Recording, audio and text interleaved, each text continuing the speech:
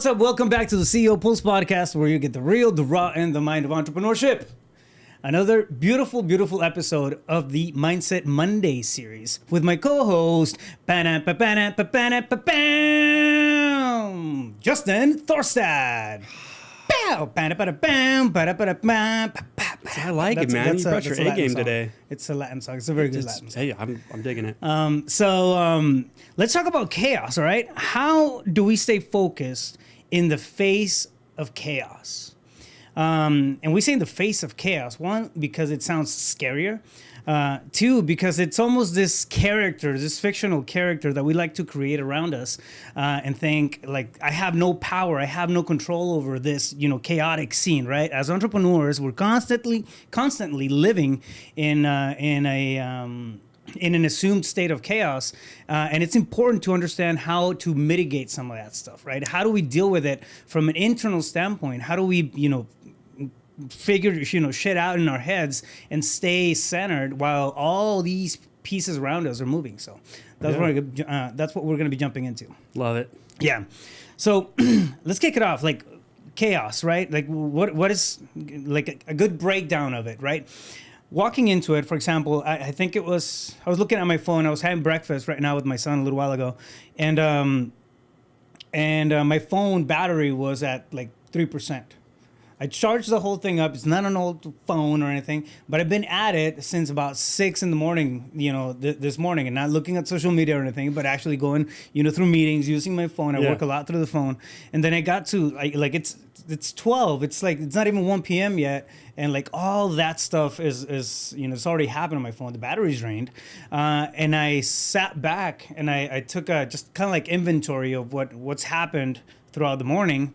And I mean, you're talking company calls for 3 different businesses. I already had 3 one-on-one student calls. We had a couple of deals in Florida and Vegas and JV partnerships, all kinds of stuff that are just moving around and moving super fast. Yeah. Right. And making all this noise. And it's not even 1 p.m. yet. It's like, shit. And the question was, I mean, that's a lot of stuff. Like, how do you mitigate? And I'm not even thinking about it because we get into this practice, I think, of just trying to prioritize as best as we can, right? And kind of shoot for the highest and best. Yeah. Once we're wired that way, but how do we get to that point where we actually understand, okay, this is important, this is bullshit, this can be delegatable, this is just me, asserting control over something silly, and build yourself up, right, to be able to ride the chaos once it's in front of us. So. Yeah, absolutely. Well, and it all depends upon your relationship to chaos. Yeah. Right? Is that a stressful state where you react, or is it something that you welcome and you have a great relationship with? Some people are even addicted to that level of stress, that constant, like there's so much going on all at once, that some people really thrive in that. In fact, they even unconsciously create it intentionally to get that emotional, hit, that addiction. I may or may not be one of those. But, for me, like, it's stimulating. Yeah. That high paced, and again, it's not necessarily a negative stressor. Stress, yes, because it's putting load on. However, what's your relationship to chaos? If you're looking at it as like it's to be avoided, maybe you shouldn't be an entrepreneur. If you have a bad relationship with chaos, you might want to just get a job. This is just my opinion speaking. Because if you're an entrepreneur and you desire to be wildly successful, scale, and grow something beautiful and large, like, what the fuck? Why do you think it's all going to go smooth like a hot knife through butter? Like, that's unreasonable. Yeah. It's delusional, really. There's going to be times where chaos is necessary. And I do believe that if you're experiencing chaos, man, you better be in a state of gratitude, because that means you've got a lot of cool shit going on, opportunities. Things are unfolding for you. And if you've got a negative relationship to that chaos, you're going to be looking through a lens of this is happening to me and why, and it's very victim-y. Yeah. You know what I mean? So the question is, does the chaos change your internal state to a negative thing, scarcity, overwhelm, or do you look at it as, thank God I got so much going on that now I get to pick and choose what I'm going to do, what I'm going to delegate, what I'm going to delete, And that's a powerful state of being. It is. It's a very powerful way of looking at life generally, right? It can be it can sometimes be harder said than done to cut things out of our life. Why? Because maybe we were used to doing stuff for a long time. We feel like, okay, that's the way it's always been done, so it's the way it's always got to be. To me, being in a space of chaos just gives me the opportunity for creative problem solving. I think I swear, man, I never get into a more creative space and start thinking outside the box and looking at different perspectives, possibilities, the whole who not how really takes over when I'm in that space of chaos. So I learned to channel it and use it almost as a creativity tool. Yeah, you know what I it's mean? a superpower, man. Yeah, I do see it that way, and not to say that I don't get overwhelmed. Of course, I do. Sometimes I wake up and I get tired, and I wake up tired, right, because of something that I'm thinking about, or this issue that I got to solve and everything. And then I catch myself just spending time in this space where I don't want to be. So I start to, I have to think outside the box and get creative. A lot of times that if we do it enough, right? The staying outside of that comfort zone, of that space where you understand, everything, it's going to build thicker skin. It's going to give you a different perspective on things. It's going to give you altogether just a different way of dealing with challenges.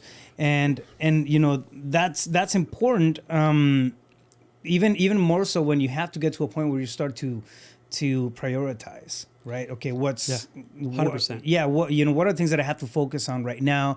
And again, sometimes we have, we may feel like everything is it's got to be done right now. But there's always going to be something that supersedes the next thing on your checklist. Right. Recognizing some of that stuff is can be a bit challenging, but there's structure for that as well. Well, again. So I think, like, for example, what you just said there, when you're in that overwhelm. For you look at that as, hey, this is an opportunity for me to dig deep and get my creative thinking going. And I'm just a firm believer that we all have unique gifts and talents and faculties that lie dormant.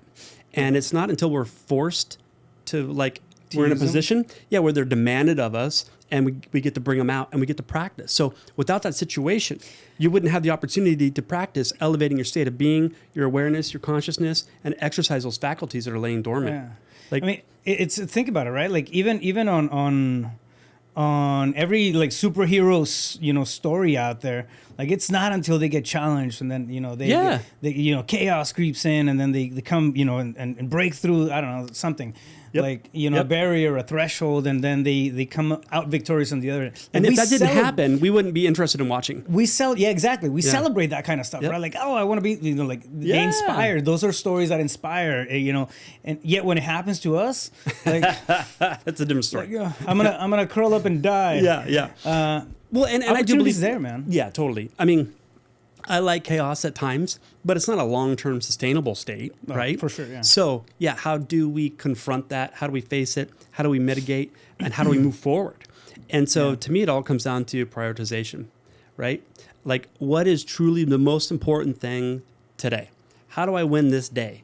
And you win by using that word win as an acronym. What's important now? And so, to me, my opinion is if it's important, like super important, and it's very urgent, that gets my attention first. And not only that, but you may have a couple of those items. Great. Which one are you the most afraid of? Which one scares you the most? Tackle that bitch first thing in the morning. Like item number one. Eat the frog, man. Eat the frog. Because when you get that thing out of the way, man, how do you feel? You feel empowered, capable, confident. Like your state of being is attractive energetically. And now you get to take that version of you through the rest of your day. What a blessing. If you reframe your relationship to the whole dynamic and look at the opportunity that's available to you. Like, do you want to just drag your lazy ass through the day and moaning, complaining about everything that's wrong? And then, survive your day and come home. And then you're going to give the worst version of you to the people you say you love the most. Your honey, your kids, your whatever. Like, that's what average people do. That's what the masses do. And I'm just not interested in that dynamic. So you get to decide, what are you going to do? And really, through this prioritization, one thing that I truly want to point out is there's really 3 states of consciousness you get to operate from when it comes to prioritizing and chaos. The first one, this is the lowest state of self-awareness, is react. Like, if you take a look at people with the worst results in life in general, it's because they operate from that state. They're very reactive. Something happens, they don't like it, and they react. They discharge energy on it because they're in resistance. Yeah? Like, when was the last time you reacted to something and it worked out really well for you? Yeah, no, it's I don't know. I can't think of a single time, honestly, where I reacted just randomly to something that came at me, and it panned out. I mean, sometimes and you were happy about it. Yeah, exactly. Yeah, no, like, oh, cool. It just doesn't work. Like there's a preparation. There's a thought process that goes on behind it, and I think there's also a like, whether we realize it or not, we're always prioritizing. Mm-hmm. You're prioritizing social media over what you're supposed to do, in your morning, right? Like, you're prioritizing that the second that you pick up the phone and you start looking at your feed, as opposed to sitting down with yourself and meditating in the morning for a little bit. You're prioritizing whether you realize it or not. Yep. I like one question that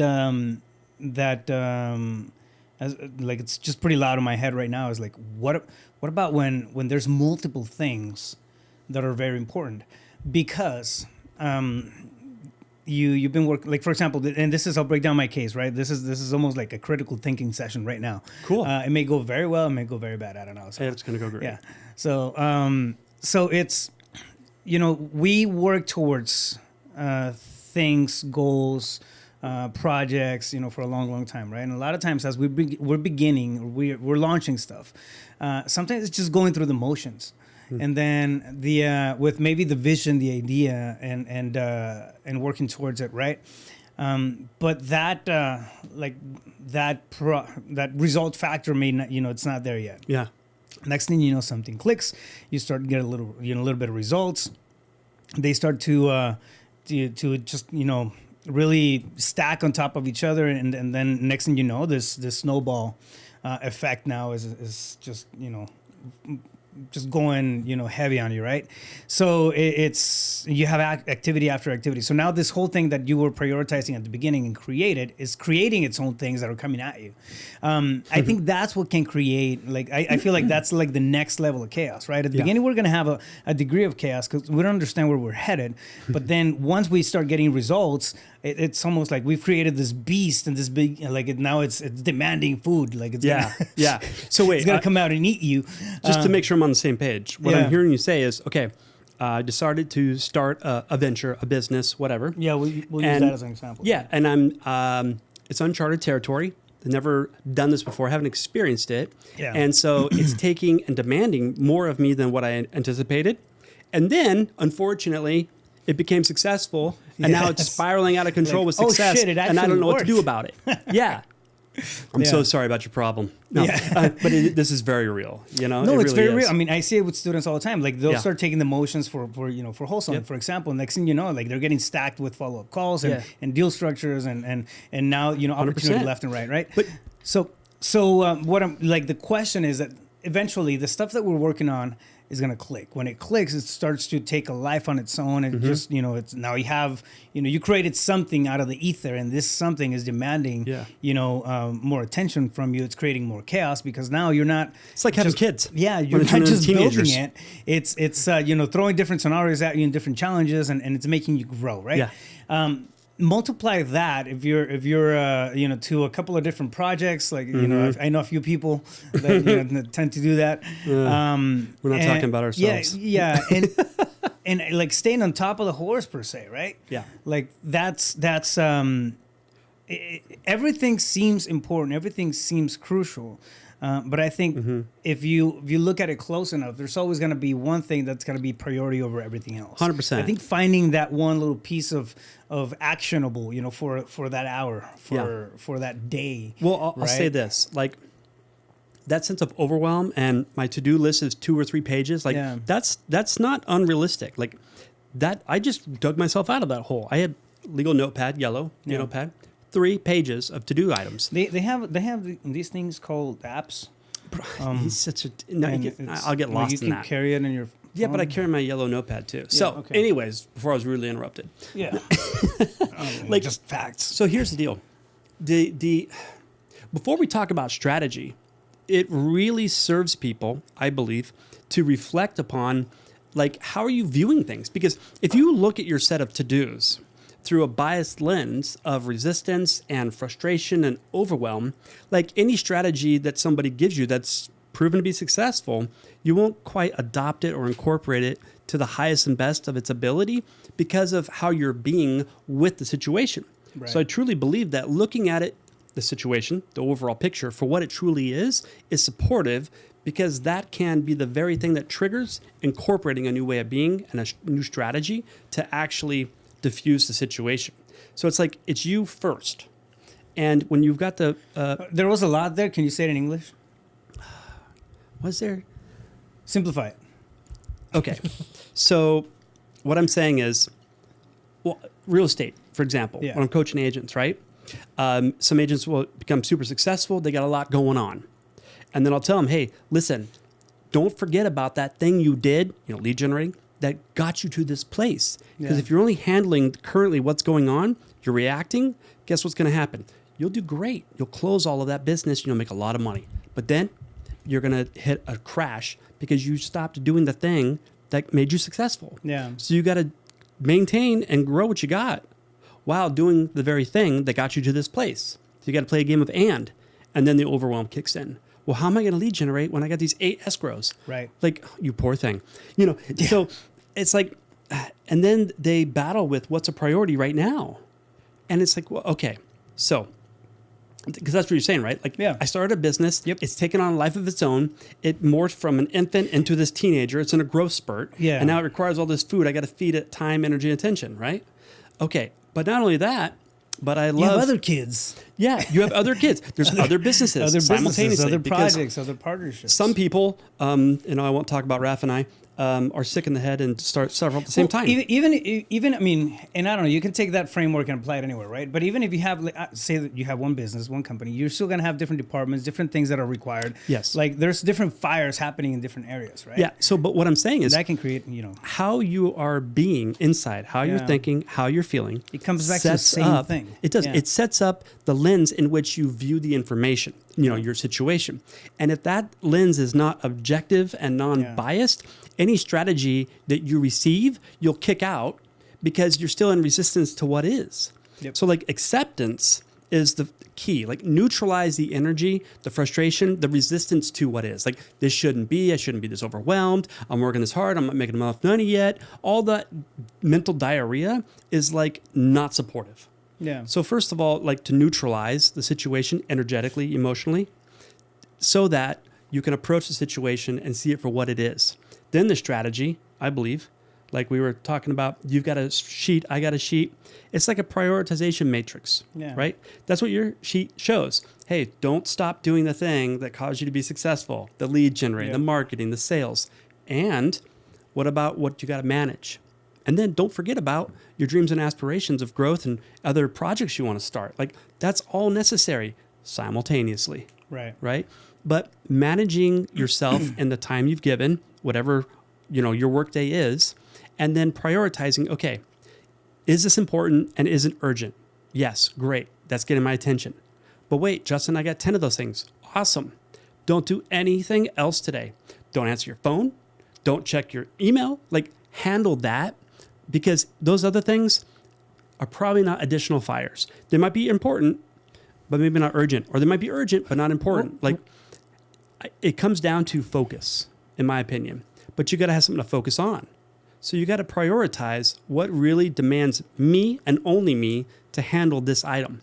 Because you said it earlier, man. Like there's lots of things that entrepreneurs take on that they know that they can complete, and they get a sense of productivity, of like forward moving, and it didn't need to get done by them. I mean, that's a very scary thing as an entrepreneur. If you're wasting time, it's the same thing as wasting money. Why? Because you have responsibilities. You may have payroll coming your way. You're spending money on marketing. I mean, you name it, right? Yeah. If you're running your own shop, if you're a solopreneur, if you're wasting time, you're wasting money. Yeah. You're wasting resources, valuable resources. One thing that's very it's almost like the entrepreneur's kryptonite. I think is creative avoidance. When there's so many things and so many fires, just popping up everywhere, it gets super noisy. It gets super confusing, right? So what do? We start getting tasky on certain things, and it's like, all right, cool. I'm gonna do that, and I'm happy. I completed that, but it didn't move the needle. Yeah. Right.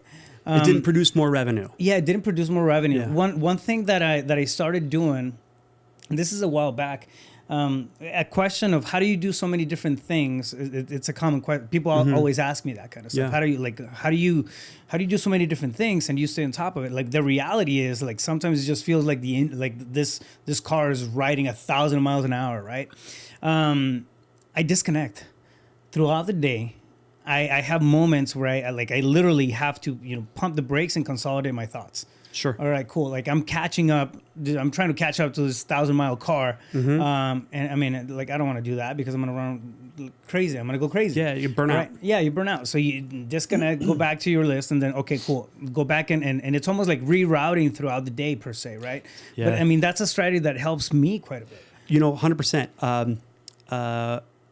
There was a time where I was meditating a few times a day, and literally like 11 o'clock, noon, 1 o'clock, like go lock yourself in the bathroom, a couple deep breaths, close your eyes, like center, ground, relax that mind, because if it's leading the charge, you're fucked. Yeah. It really.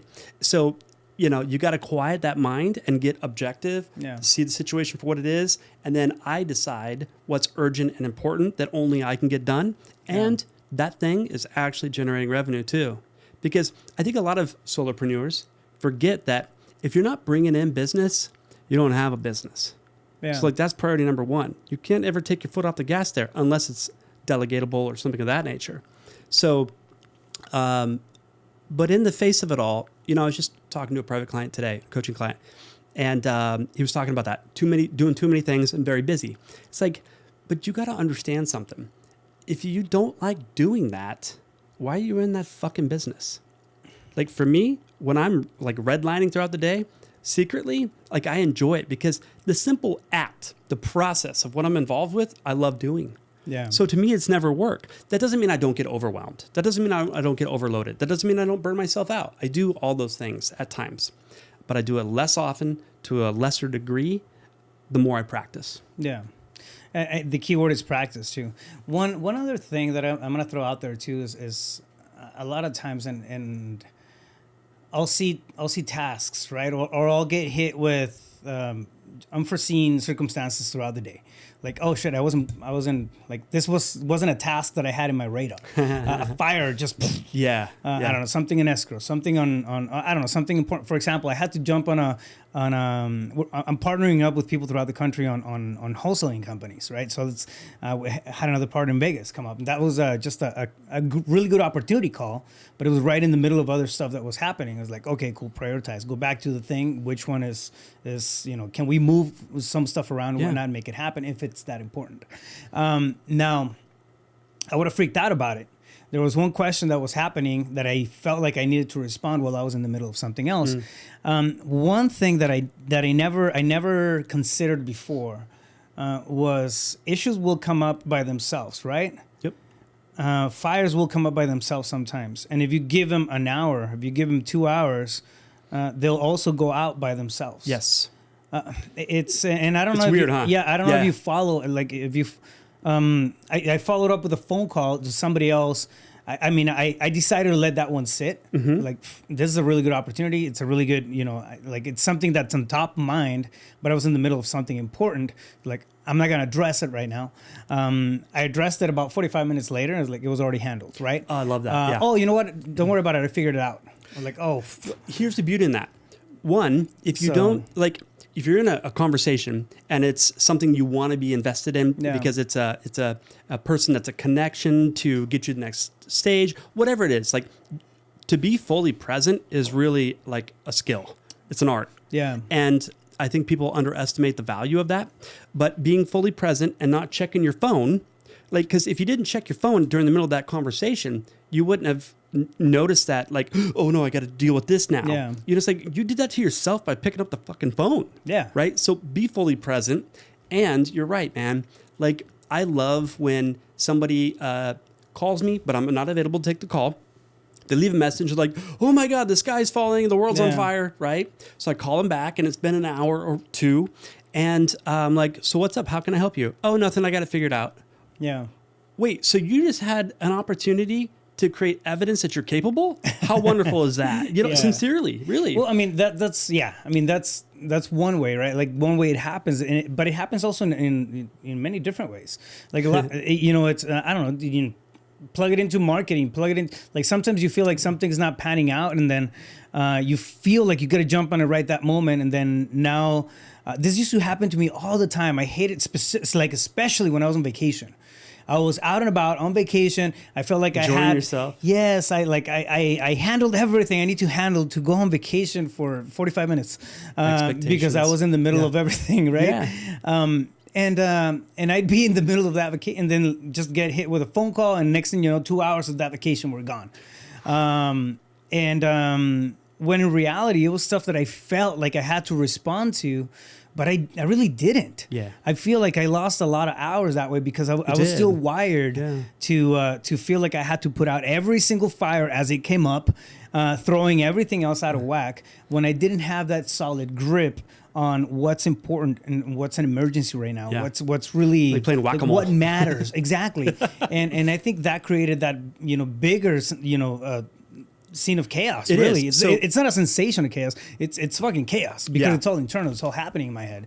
Like that, that character that chaos that I was talking about, in the beginning gets bigger and it gets scarier. And it feels like that's the damage we cause ourselves when we react. You know what I mean? Like, so I'm on vacation, I want to chill, and I have an expectation I shouldn't be bothered because I'm enjoying myself. I earn this, right? And then you get a call that's a fire.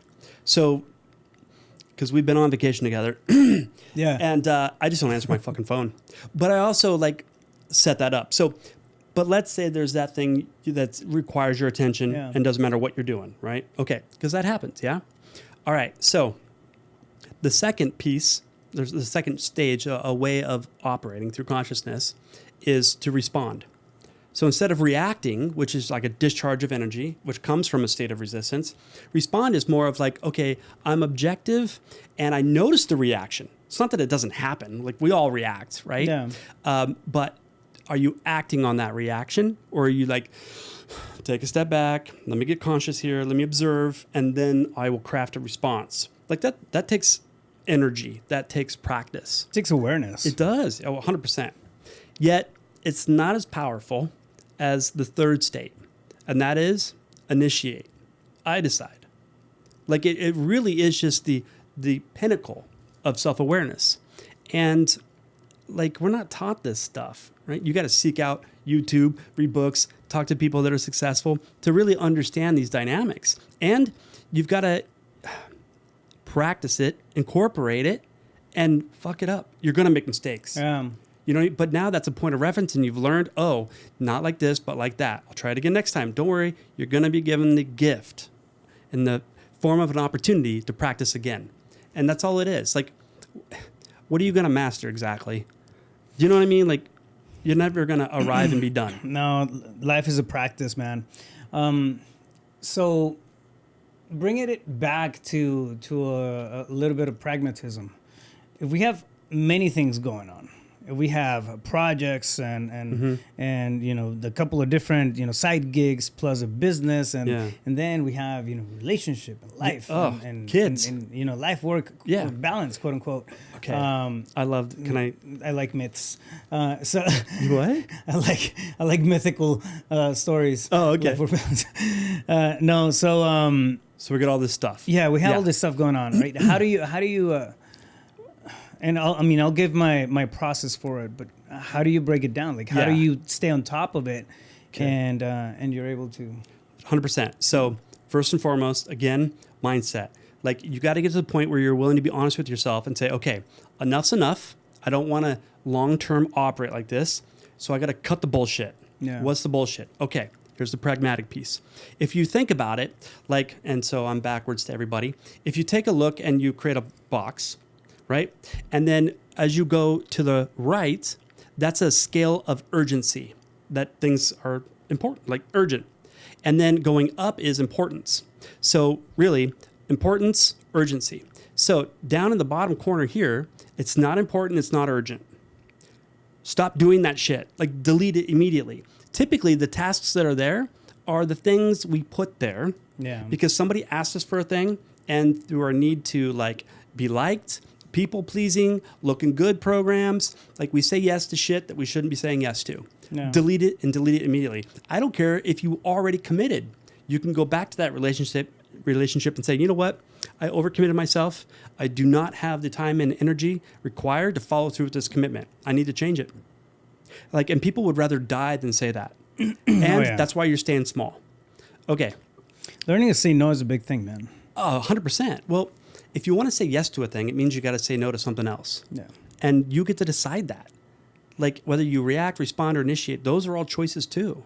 Do you know what I mean? Yeah. Like, you have a choice. No one's forcing you to do anything. Truly. So, as we go on the scale of urgency, so to the right of that would be, it's urgent, but it's not important. And there, that one's kind of tough for a lot of people to write out what of my to-dos is urgent but not important. So those are the tasks that are delegatable.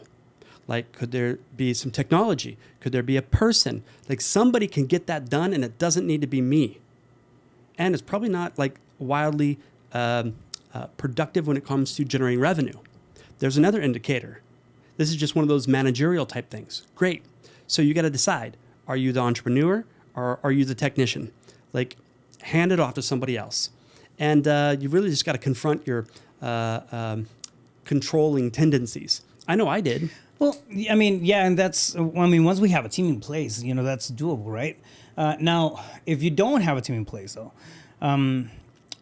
when, and we have to fall into that, technician role and, handle a lot of that stuff.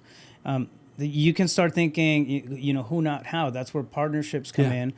You don't always have to, fundraise help, right, through your own pocket. It can be a mutual agreement with somebody else that you're tapping into their strengths, they're tapping into yours. So that's where thinking outside the box, I think, comes in. Well, I'll give you an actual example. So when I was a realtor, and like the third time I had to reinvent myself after the crash, and was that before the sex change or after? Well, it was before.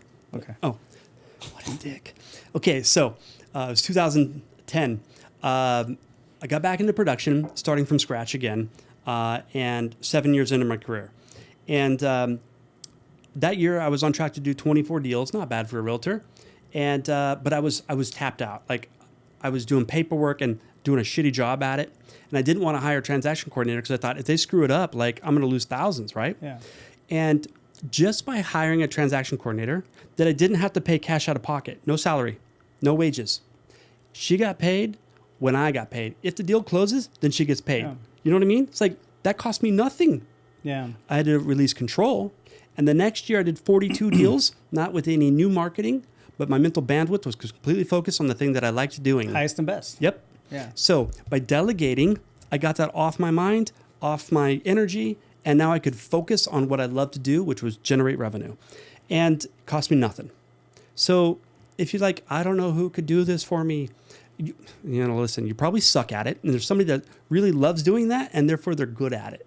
Like, seek and ye shall find. Like, if you really want that person, they'll be drawn to you. So, you got to hand some stuff off. Why do you think you got to be all things to all people and do it all? And if you are doing that, you're never going to grow. It's not scalable. You got a party of one. Well, I think, growing is like, you're not going to get anywhere, period. Right? It's not even, the ability to launch is going to be tough. If you're just, choking and being the bottleneck for everything, you might be able to, handle a couple of, a few tasks here and there and whatnot. But I mean, you see it all the time, right? Like, and I think you mentioned it earlier, where you're too focused on dispositions and transaction coordination, for example, right? You're going to lose focus on the acquisitions and the lead generation part. Like, it's just not, it's not conducive, right? To be spread across all things. You're kicking your own ass. When we want to do it and just control everything, right? We have to, I mean, I think one of the biggest game changers for me was really the understanding of who, not how. Who can I reach out to? Not how can I do, this thing myself? Like, how do I learn it? There are certain things that I hold on to because, I mean, they're critical stuff, right? Sure. Certain things. And I enjoy doing that kind of stuff. I feel like it's part of my highest and best role and whatnot. Everything else, okay, cool, let's delegate it. Yeah. Let's push it out. If I, don't have the funds to delegate that thing, let's partner up with somebody else. Hey, yeah, man. I mean, well, look, when I started my brokerage, right? the first 2 years of my brokerage, Yeah. I was the broker, really good at it. Because being a broker is all about conflict resolution, right? Yeah. But I just hated it because it was negative. But I didn't want to pay $60,000. Like, the revenue wasn't quite there. I needed that money to live off of, and to give it away is like, ugh. But that was one of those things that it's urgent, but not really important to me, right? And so the day that I hired that broker, oh man, like, my whole world opened up.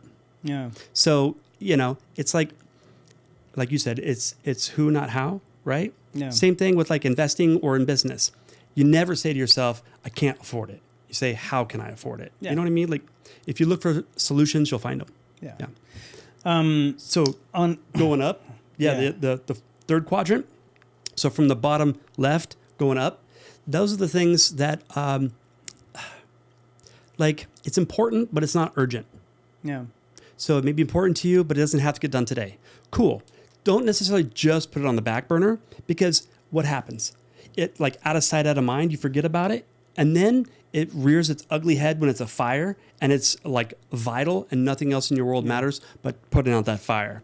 But that could have been avoided, right? Yeah. So if it's important but not urgent, schedule it. Like, maybe it's later this week. Maybe it's later today. Put it on the books so it exists. It's just not in my awareness right now. And I'm going to get to it because it's in my calendar. Right. Make sure that it's not one of the things that you use as creative avoidance too. Totally. That's usually the stuff that we revert back to, like, this has to be done. Yeah. It maybe it does, right? But not necessarily right now when you have, highest and best, things, that you're even focusing on. Yeah. That may not necessarily be easier than that. Yep. So keep us a big sense of awareness on that. I love it, man. It's a good way of breaking it all down. On my end, I mean, it's almost like, I mean, you got to ride the wild horse, right? Like when you're mitigating, multiple things at the same time. But I think it always comes back to us. It always comes back to having that sense of centeredness and that sense of balance that we can create within ourselves. Mm-hmm. For me, for example, there's a lot of stuff coming at me. The louder it gets, the more I know that I need to, pump the brakes. Yeah. It just is. If it's getting super loud and I'm getting super, like, if my mind starts going 1,000 miles an hour, I start losing track of the stuff that I'm working on right now. The focus starts to go all over the place. You have to slow that. You got to slow that shit down. It's an inside job. Yeah. Take a minute, take 5 minutes to just breathe, debrief, look back at your priority list if you have to, and then reassess. Okay, what's happened over the last 50 minutes? Okay, what did I do? And then collect the wins. Look back at the last hour and, like, how did I win this last hour? All right, a lot of times it's asking yourself that question that's going to be the game changer to motivate you for the next hour. And then you carry that on to the following hour. So it's a few little pragmatic things, right? Because, again, we can control a lot of stuff that goes around us. We can control a lot of we can control how we respond to the stuff around us, right? Yeah. Sometimes life is going to give us things. Our own, it's going to give us stuff to handle and new problems that we weren't accounting for, at the beginning of the day. Now they're, just there. It happens. It's life, right? Going back to that same space and asking yourself, is what I'm doing right now in alignment to where I want to be at? Yeah. Is it in alignment to the goal that I set off to do this morning when I woke up? Like, I have these top 3 things that I'm going to knock out. Is it in alignment with that kind of stuff? If something else, popped up during the day, is it in alignment with that ultimate goal that you want to get to, right? If it is, handle it, right? If it's a fire, handle it. We have to be dynamic when it comes to working as entrepreneurs. We have to be when it comes to working with these are not cookie cutter days, the stuff that we live through, man. You know what I mean? It's not, it's not a for the most part, it's not this structured, box like. Thank God, isn't that why we do it? Absolutely. I'd go crazy. Variety. So, taking the time to reset is important. Focusing on your highest and best, making sure that you're working on your highest and best, not stuff that may feel like it's okay, like I got to do this, but it's not one of those urgent stuff. It's something that can be. I call it the shelf. I put stuff on the shelf all the time. Yeah. And making sure that it's in alignment, asking yourself the question: is this in alignment with what I want to do, right? With the result that I want to get, and am I acting and am I taking the right actions for it? But what's so great though about the pragmatic steps that we're talking about Yeah. is when you do this and it becomes a habit, pretty soon there's no more important and urgent things, and you get to go work on those cool projects that you want to evolve something, to refine it, or to a whole nother business. Yeah. Like you get to take those things that are important to you but not urgent, and go play. Yeah. You know what I mean? So that's the payoff you get from practicing. Yeah. And we start getting better at it, I think. Yeah, man. You start getting better at it. And next thing you know, like the challenges that felt like challenges are now, okay, cool, it's just another day. 100%. It's another day at the office. Because now you got a new point of reference, new information. Yeah, absolutely, Yep. 100%. Yeah. Great compliment. I think this is not something that just happens to you and me. I hope No, it it's not. happens to more people out there. Yeah. And it's important, right, to keep in mind that there's always stuff that's changing. If you're if you're side gigging, you have a 9 to 5 and you're side gigging stuff, like it's still gonna happen. This type of question is still gonna bubble up. Yep. Right? You're still gonna have concerns about the clarity of where you're headed. You're still gonna have mental strain when it comes to dealing with all the new stuff that's being thrown at you on a regular basis. And it's like building that muscle. It's building that resiliency outside of our comfort zones that allows us to knock out stuff like this, right? And just get it done on the daily. Be aware of where you're headed. Be aware of where you want to get to. Make sure that you're focusing on your highest and best tasks and activities, and anything else that you can delegate, delegate it. Think who, not how. If you can't pay for somebody out of pocket, but there's always a solution. Remember, chaos has a beautiful way of forcing us to think creatively. Thank God. Yeah. I mean, it's almost like organized chaos. It's exactly what it is. And I think we're running short on time, but we could go another 2 hours just on that alone. Yeah, it's a beautiful thing. And don't forget, if you have kids, you got free child labor. Jesus Christ. We're going to get canceled. We're so getting canceled. No, not manual labor, but, like sending out, putting stamps on your marketing, cleaning your signs, whatever it is. Like, they incorporate them. Like, get them involved. They secretly want to anyways. Yeah, wink, wink. No, they do. They want to take part. I mean, my son's right outside the podcast room right now. Yeah.